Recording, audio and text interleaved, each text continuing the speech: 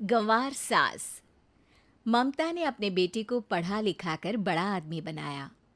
अब वो शहर में अपने परिवार के साथ रहता है।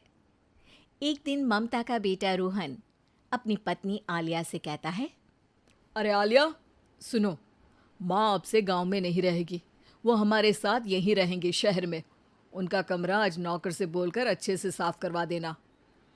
ओह, आज तो मेरी किटी पार्टी है, फिर मुझे जिम और फिर शॉपिंग। ठीक है, कल करवा दूंगी। अ, अच्छा, लेकिन माँ के सामने ये कपड़े नहीं चलेंगे। हाँ, तुम्हें साड़ी या सूट पहनना होगा। अरे बिल्कुल भी नहीं। मेरे मम्मी पापा ने इतना पैसा लगाकर शादी इसलिए नहीं की थी कि मैं अपनी मर्जी के कपड़े पहन ओढ़ भी ना सकूं। अरे चलो, गुस्सा मत हो, लेकिन कुछ दिन तो माँ की खुशी के लिए कर सकती हो ना। लेकिन आलिया मानती नहीं। माँ आती है सिंपल सी साड़ी, झोला और चप्पल पहनकर। अरे रोहन, मैं इनके साथ कैसे रहूंगी? मेरी फ्रेंड्स क्या कहेंगी? ये तो पूरी गंवार लग रही है। आलिया, माँ गांव में रहती थी इसलिए ऐसी हैं। तुम आज ही माँ के साथ जाकर उनकी पसंद की शॉपिंग करवा देना। इनके साथ घर के अंदर रहना मुश्किल है, बाहर तो मैं कभी भी ना जाऊं। रोहन को आलिया पर गुस्सा आ जाता है। माँ, ओ माँ। हाँ बेटा।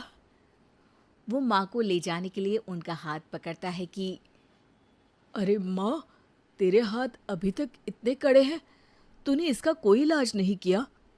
अरे बेटा, इसका कोई इलाज नहीं। वैसे भी मुझे कोई शर्म नहीं कि मेरे हाथ मुलायम नहीं है, क्योंकि इन्हीं हाथों से मेहनत कर मैंने तुझे बनाया है बेटा। अगले दिन। माँ, मैं ऑफिस जा रहा हूँ। कुछ लाना हो तो आलिया को बोलकर फ़ोन करवा देना। रोहन के जाने के बाद, आप ना आज कमरे में ही रहिएगा, घर में पार्टी है, मेरी सहेलियां आ रही हैं, मैं उन लोगों के सामने आपको नहीं ला सकती हूँ। ठीक है बहू, लेकिन तुम कहो तो मैं कुछ खाने को बना दूँ तुम लोगों की पार्टी के लिए। वो लोग सिर्फ कॉन्टिनेंटल या थाई फूड ही खाते हैं। कोई बात नहीं, कभी इंडियन खिलाने वाला कोई मिला नहीं होगा ना। मैं बनाकर कमरे में चली जाऊंगी।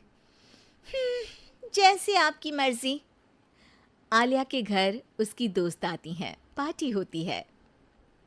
अरे वाह आलिया, ये क्या है खाने में? बड़ा ही स्वादिष्ट है यार, इसकी रेसिपी मुझे चाहिए। हाँ, और ये दाल, ओ माय गॉड, मैंने तो किसी 5 स्टार में भी ऐसी दाल नहीं खाई है यार। तू कुक को यहाँ बुलाना।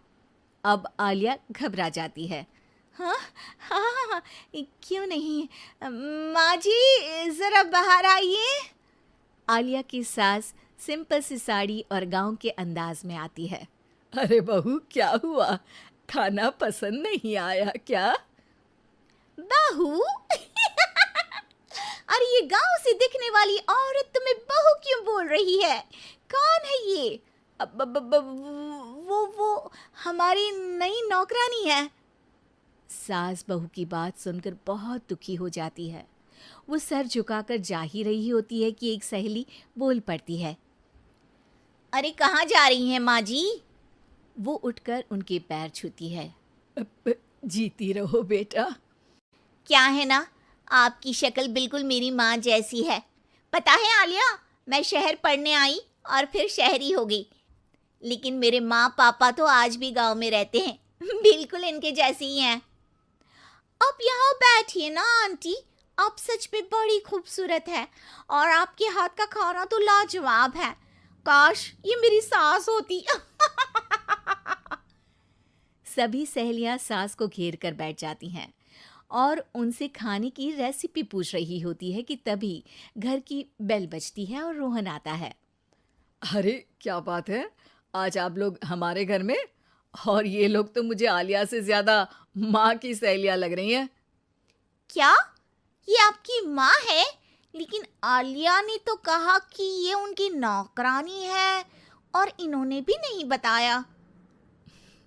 वो नहीं बताएंगी, क्योंकि उनके लिए बच्चों की इज्जत और उनकी खुशी सबसे पहले है।